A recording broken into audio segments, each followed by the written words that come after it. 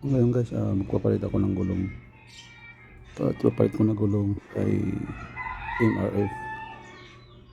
Nabili ko to sa TikTok.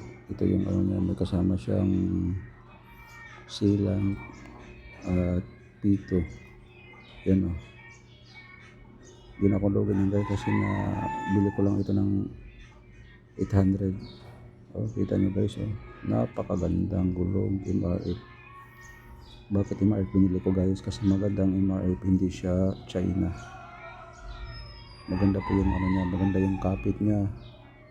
Kaya makikita nyo guys, magpapalit ako ng gulong. Dahil yung ano ko, yung gulong ko ay pudpud na. Dito magpapalit ako ng gulong. Ayun o, pudpud na yung gulong ko. So ngayon, papalitan ko na yun. Dahil dumudulas na eh. Pag lumiko ako, dumudulas na.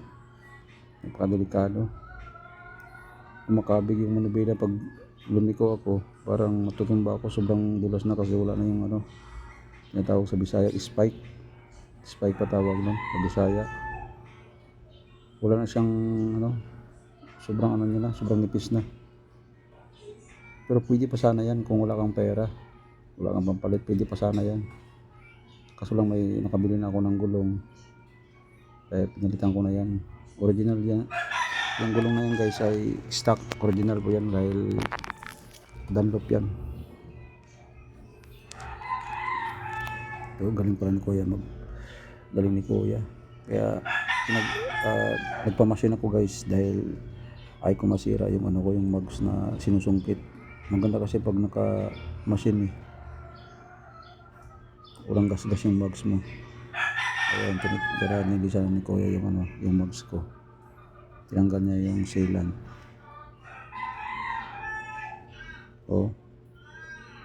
Galing talaga, solid talaga yung binaya ko na 150 dyan guys.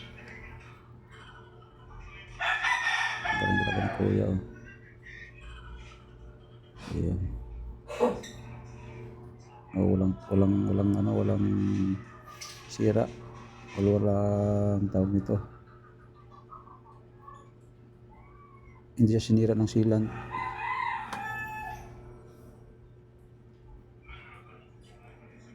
Ayan o. Nilisan na ni Kuya. Tingnan guys yung mugs ko.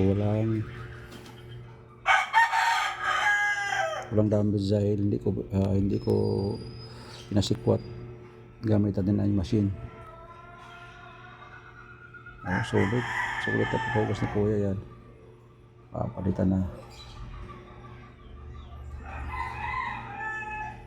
Kaso lang dito si Kuya, ang galing talaga ni Kuya ito po, nilagyan niya ng ano, yung kulay itim. Yan, binalik na ni Kuya. Galing talaga, galing ni Kuya. Yan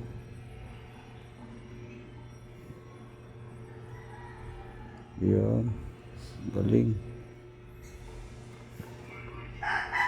Maganda talaga magpagawa ka doon sa mga expert.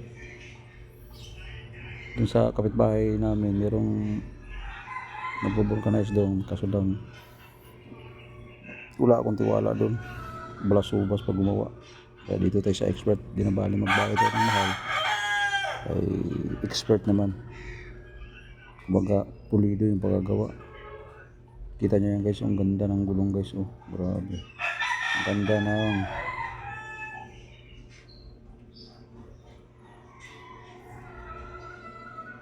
ngayon. Dito lang ako ng problema kay Kuya kasi pinipilit niya yung ano eh. Hindi niya tinanggalin yung tambutso eh. Pwede naman tanggalin yung tambutso eh. Nagbabayad naman ko sa kanya ng 150. Yan, babawasan na ng hangin. Galing yun, lumiskarte ito si Kuya eh.